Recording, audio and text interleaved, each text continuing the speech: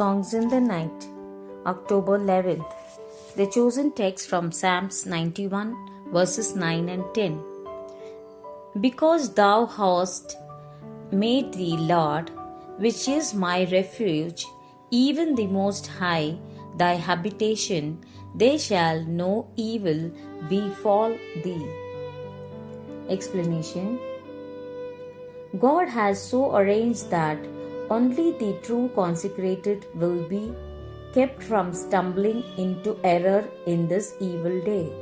Every day we learn to appreciate more and more the divine favor which has anointed the eyes of our understanding and permitted us to see the internal strength and beauty of the divine word and plan. If then we are thus by divine favor made strong in the Lord and enabled to stand fast while thousands are falling from their faith and steadfastness. Let us rejoice with fear. Let him who feels strong and well supported be not high-minded, but take heed lest he fall. Humility and zeal for the Lord are the terms upon which we receive the great blessing, and are also the terms upon which we may retain it to the end, until our change comes and establishes in glory what grace began in our weakness. Hymn number 120. Amen. Welcome back. Today we're doing a deep dive into a really interesting devotional text. It focuses on Psalm 91, verses 9 and 10, that promise of divine protection, the line, "There shall no evil befall thee." Powerful stuff. Our goal here is to unpack what this text says are the conditions needed.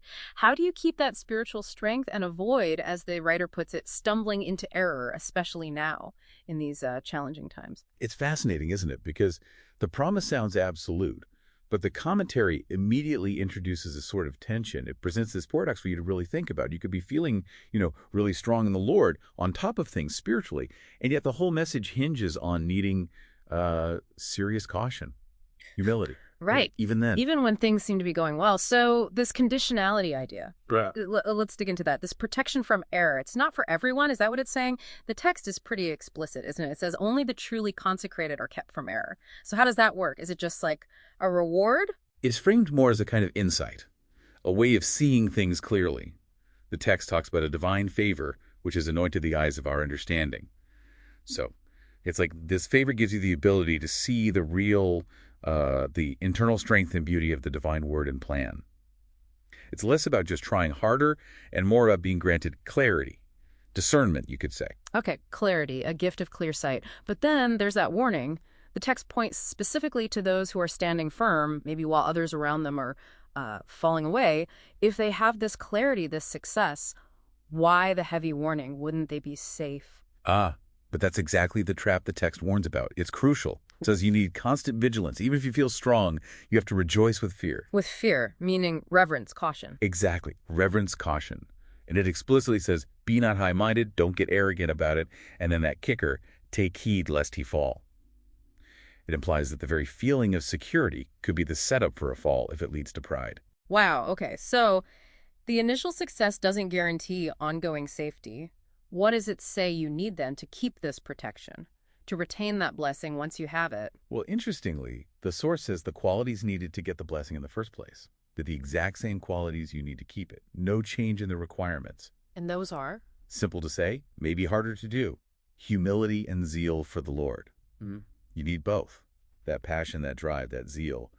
But always grounded in humility, never thinking you fully arrived. Humility and zeal. And it's not just about getting through today or tomorrow, right? The text frames this as a long-term thing. Absolutely. This is about endurance, staying the course.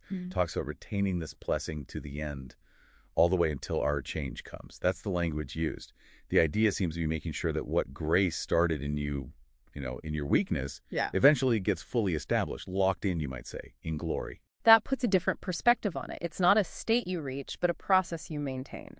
So the big takeaway for you listening is that steadfastness isn't static. It's about that constant active application of humility and zeal every day, especially maybe when you feel like you don't need to worry. Exactly. And maybe a final thought to leave you with, drawn right from that text. Think about what that change really means. The one that establishes in glory what grace began in weakness. Mm-hmm. If that's the ultimate goal of this permanent state, what does that imply about right now? What subtle pride, what hidden weakness might you need to address today to ensure you stay on track for that end? Something to consider.